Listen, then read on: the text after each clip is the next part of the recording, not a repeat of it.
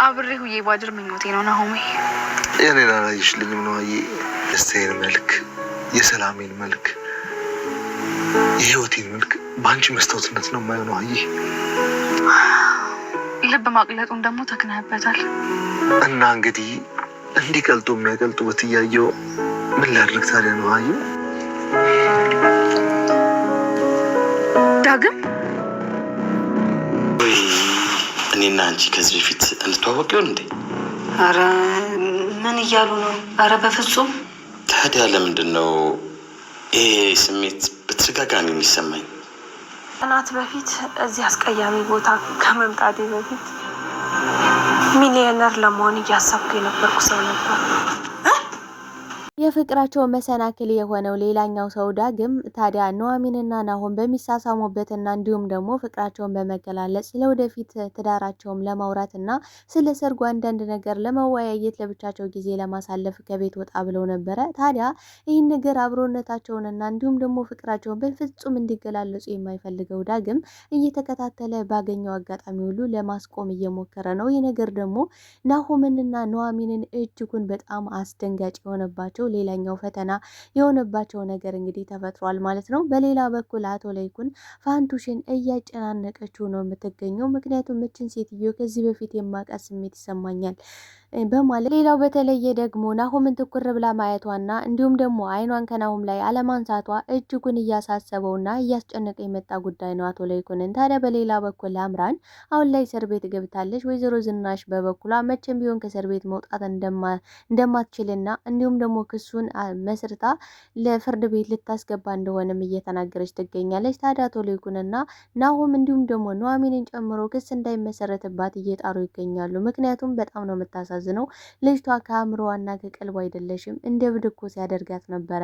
ስለዚህ ክስ በመስረት የለብንም በማለት ናሆም እናቱን እየተነገራት ይገኛል። ነገር ግን የአምራን እስር ቤት መሆን ለነሱ አሁን ለጊዜውም ቢሆን ጥሩ እንደሆነና እንዲሁም ደግሞ ኤሚ ታክም አስገደን እንዲሁም የኑሐሚንና የናሆም ሰርግ እስኪፈጸም ድረስ ነገሮች እስኪረጋጉ ድረስ እነሱ ሰላምና ፋታ እስኪያገኙ ድረስ ይህን ነገር አምራን እስር ቤት መቆየቷ የተሻለ ነው ብለው አስበዋል። ነገር ግን ከአምራን የባሰ ደግሞ ሌላኛው የፍቅር መቀስ የሆነው ዳግም መጥቷል። ታዲያ በዚህ ጉዳይ ላይ ዳግም አሁን ላይ አባቴን አጥቻለሁ፣ በድጋሚ ደግሞ ኑሐሚንን ማጣት የለብኝም የሚልና እንዲሁም ደግሞ አሁን ላይ ከባድ ውሳኔን እየወሰነ ይመስላል። ታዲያ በዚህ ጉዳይ ላይ ምን ይፈጠራል፣ ምን ሊፈጠር ይችላል የሚለው ነገር የምናወራ ይሆናል።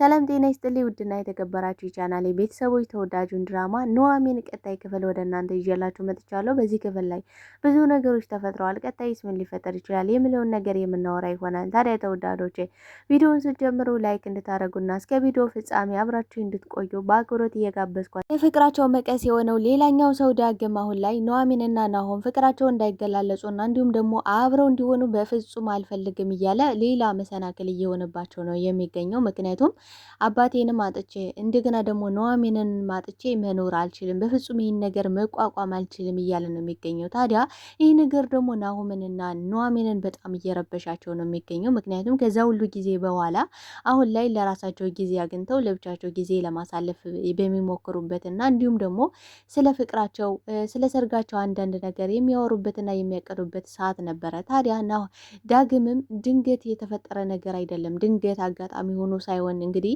የመጣው እየተከታተላቸው ስለነበረና እንዲሁም ደግሞ እስከዛሬ ድረስ በኤሚና በእናት አባታቸው ጉዳይ በጣም ቢዚ ስለነበሩ ስለ ፍቅራቸው የሚያወሩበት እንዲሁም ደግሞ አብረው ስለመሆን የሚያቅዱበት ፍቅራቸውን የሚገላለጹበት ጊዜና ሰዓት ላይ አልነበሩም። አሁን ደግሞ ጊዜ ሲያገኙ ለብቻቸው ዳግም ሊተዋቸው ፈቃደኛ አይደለም ማለት ነው። ይህ ነገር ደግሞ በጣም እየረብሻቸው ነው የሚገኘው። እንግዲህ ዳግም በጣም ጥሩ ነገር አድርጎላቸዋል። ከዚህ በፊት አቶ ለይኩንና ወይዘሮ ዝናሽ እንዲወጡ የቻለውን ነገር ሁሉ አድርጎ ነበር። የሚወደውን አባቱን አሳልፎ ሰጥቶ እነሱን ደግሞ እንዲወጡ ከእስር ቤት አድርጓቸው ነበረ። በእርግጥ እውነትና ንጋት እያደር ይጠራልና እውነት ሀቅ ስለነበራቸው ነው ከእስር ቤት ሊወጡ የቻሉት። ግን ደግሞ እሱ ለአባቱን አሳልፎ ባይሰጥ ኑሮ ወይዘሮ ዝናሽና አቶ ለይኩን መውጣት የሚችሉበት አጋጣሚ አይኖራቸውም ነበረ። አምራንም በስተመጨረሻ የሚገባትን ዋጋ አግኝታለች። ታዲያ ወደ እስር ቤት ተቀላቅላለች። አሁን ላይ እስር ቤት ሆና በጣም ፈርታ ደንግጣለች። በእርግጥ በፊትም ራሷ ላይ አልነበረችም፣ ማለት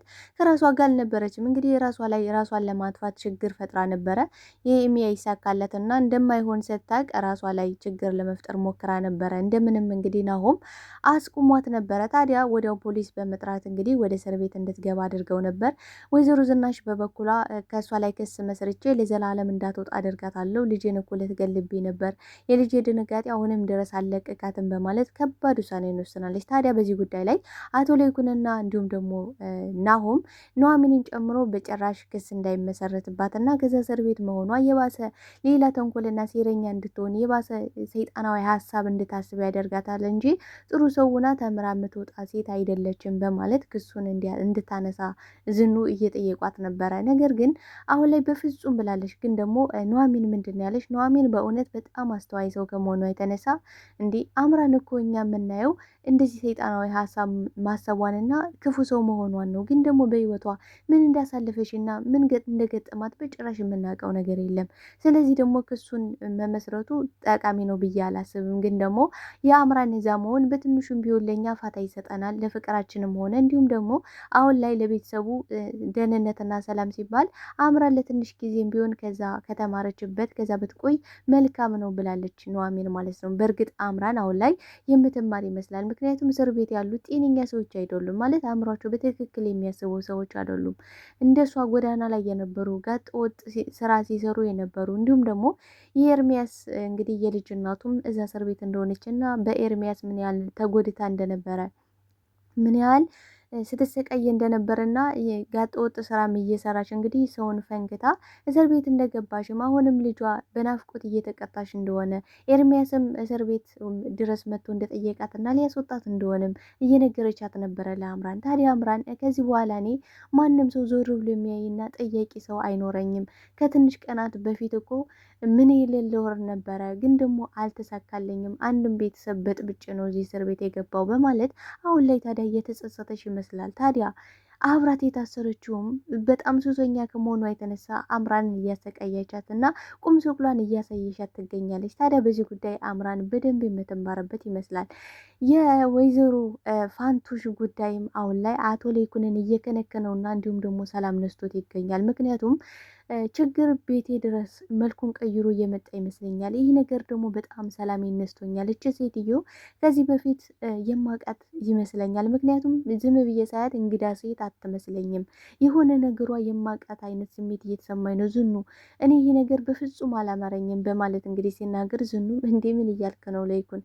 እንዴ ባሌ እንደዚህማ በጨራሽ እንድታስብ አልፈልግም። ምን ሆነሃል? በቃ እሷ የታየች ለእኔ በጣም ጥሩነቷ፣ ደግነቷ ልጄን በሞትና በህይወት መካከል ሆና ልጄን ለመታደግ የመጣሽ አንዲት መልእክተኛ ሴት እንደሆነች አድርጌ ነው እንጂ ማስበው ስለሌላ ስለምንም ነገር አልጨነቅም። ይኸውልህ ለይኩን አሁን ስለሌላ ነገር ከመፈላሰፍና ከማሰባችን ይልቅ ልጃችን ቶሎ ታክማ መዳን አለባት በማለት እንግዲህ ወሰናለች። ዝኑ አሁን ላይ የምትፈልገው ኤሚ ድና እንድትመጣላት ነው።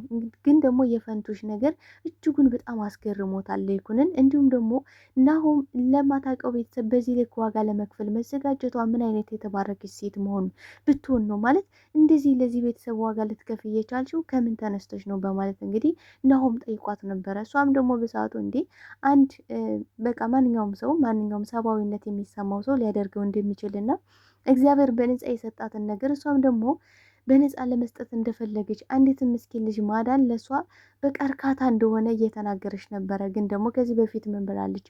ከ30 ዓመት በፊት የመኪና አደጋ አጋጥሞኝ ስለነበር ራሴ ላይ የተወሰነ ችግር ገጥሞኝ ነበረ። ግን ደግሞ ዶክተሩ ሁሉ ነገር ሰላም እንደሆነ አረጋግጦ ነግሮኛል፣ ምንም ችግር የለም ብላለች። ታዲያ ከ30 ዓመት በፊት ማለቱ አቶ ለይኩንን እጅግ በጣም ረብሾታል። ምክንያቱም ከ30 ዓመት በፊት እንግዲህ ለናሆም አንድ ቤት ዘግታበት ጥላው ሄዳ ነበረ እናቱ ብሎ ነበር እንግዲህ ናሆምን ይዞት የመጣ ወደ ቤት። ይህ ነገር ደግሞ አሁን ላይ ለአቶ ለይኩን ከ30 ዓመት በፊት የመኪና አደጋ አጋጥሟት ከነበረ የመርሳት ችግርም ከነበረባት እቺ ሴትዮ ራሷ የናሆም እናት ናት የሚል ጥርጣሬ በውስጡ ላይ ቢመላለስም ግን ደግሞ ለማንም ሰው መናገር ፈቃደኛ አልነበረም። ታዲያ እንግዲህ ናሆምም እናቱ እንደሆነች ስሜት ስለተሰማው አንዴ ላቅፍሽ እችላለሁ ማለት ለዚህ ቤተሰብ ስላደረግሽው ነገር ስለ እያንዳንዱ ነገር በአቅፍሽ በጣም ደስ ይለኛል በማለት እንግዲህ አቅፏታል።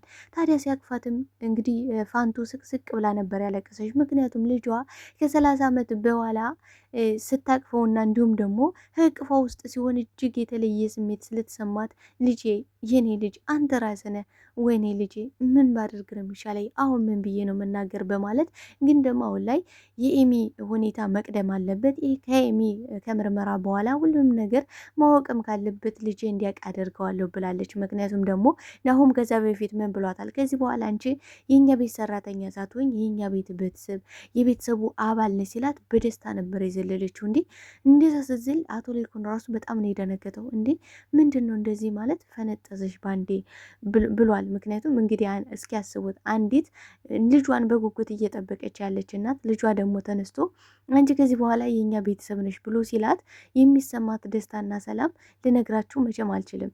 ታዲያ አሁን ላይ በደስታ ልጇንም ስላቀፋት በጣም ደስ ብሏታል። እንግዲህ አቶ ሌኩን ይሄ ነገር ስለከነከነው ፋንቱሽን ለመጠየቅ ሞክሮ ነበር። ቆይ ፋንቱሽ ከዚህ በፊት እኔና አንቺ እንተዋወቃለን የሚል ጥያቄ ስጠይቃት እሷም በጣም ደንግጣ እየተርበተበተች ነበረ ጥላው የሄደችው። ታዲያ አቶ ሌኩን አሁን ላይ በእርግጠኝነት አረጋግጧል። ግን ደግሞ ከራሷ ከአንደበቷ እስኪመጣ እየጠበቀ ነው ብዬ ነው የማስበው። ሆምና ኑሐሚንም ከስንት ጊዜ በኋላ ፍቅራቸውን ለመገላለጽ እንዲሁም ደግሞ ስለ ትዳራቸውና ስለ ሰርጋቸው አንዳንድ ነገር ለማውራት ለብቻቸው ጊዜ ለማሳለፍም ወደ ውጭ ወጥተው ምሳ ለመብላት እየሞከሩ ነበረ። ታዲያ በዚህ አጋጣሚም ዳግም ሊተዋቸው ያልቻለና የፍቅር መቀስ የሆነው ዳግም እየተከታተላቸው ነበረ። እንግዲህ እስከ ዛሬ ድረስ በኤሚና እንዲሁም ደግሞ በአቶ ሌኩንና በወይዘሮ ዝናሽ ጉዳይ በጣም ቢዚ ስለነበሩ ለራሳቸው ጊዜ ኑሯቸው አያውቅም። እንደገና ደግሞ ስለ ራሳቸውና ስለ ፍቅራቸው የሚያስቡበት ጊዜ ስላልነበራቸው ትቷቸው ነበረ። እንግዲህ ዳግምም እፎይ ብሎ ነበር ማለት የሁለታቸው ሰርግ እንዲቆም ያላደረገው ነገር አልነበረም። በፊት እውነት ለመናገር ብዙ መሰናክሎች መኖራቸው ለዳግም እጅጉን ጠቅሞታል ብዬ ያስባለሁ። ምክንያቱም ሰርጉ ምንም ቢሆን ሰርጉ አይቆምም፣ ግን ደግሞ እንዲራዘም አድርጎት ነበረ። ታዲያውን በድጋሚ ደግሞ አብረው መሆናቸው እጅጉን በጣም ሰላሙን ነስቶታል።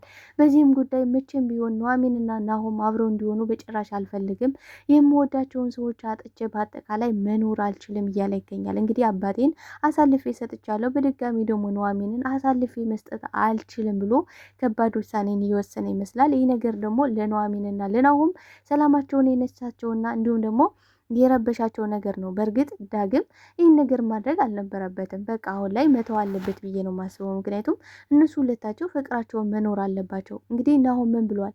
እንዲህ ኑሐሚ እስከ ዛሬ ድረስ እኮ በእነሱ በጣም ቢዚ ስለሆንኩኝ አንቺን ፍቅር ልሰጥሽ አልቻልኩም፣ ልንከባከብሽ አልቻልኩም።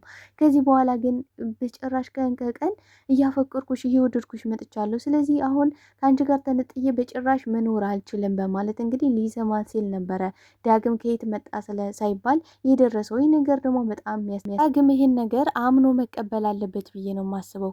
ካልሆነ ግን ከናሆም ጋር ሌላ ጸብና ሌላ ውጥንቅር ውስጥ ይፈጠራል ብዬ ነው የማስበው። እንግዲህ አንዱን አሸነፍን፣ አንዱ ከኛ ገለል አለልን፣ ከህይወታችን ወጣ ሲሉ ሌላኛው ደግሞ መምጣቱ በጣም ልብ የሚሰብር ነገር ነው። እውነት በጣም ያሳዝናል ብዬ ነው የማስበው። ታዲያ በዚህ ጉዳይ ላይ ምን ተሰማችሁ ተወዳጆች? እስኪ ሀሳብ አስተያየታችሁን በኮሜንት ሴክሽን ላይ ያስቀምጡልኝ።